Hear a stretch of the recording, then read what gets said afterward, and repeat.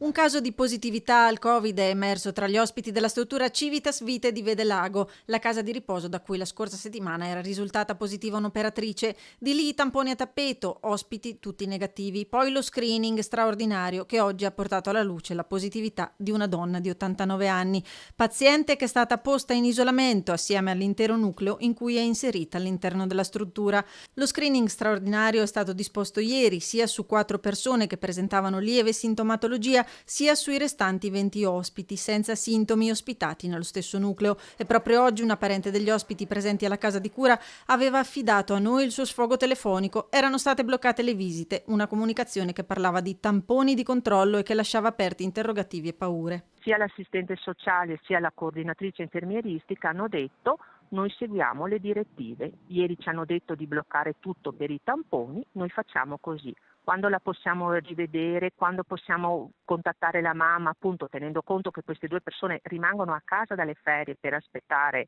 la visita, l'incontro, ha detto non sappiamo niente. Restiamo in attesa di qualche cosa, però assolutamente non si fa così.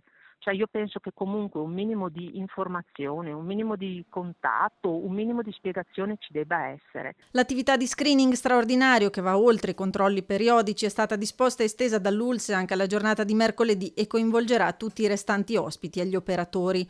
Ospiti e pazienti della Civitas Vite erano stati sottoposti già allo screening periodico previsto per le case di riposo la scorsa settimana. In quell'occasione non era emersa alcuna positività tra i 129 ospiti, 2 invece gli operatori positivi su 116.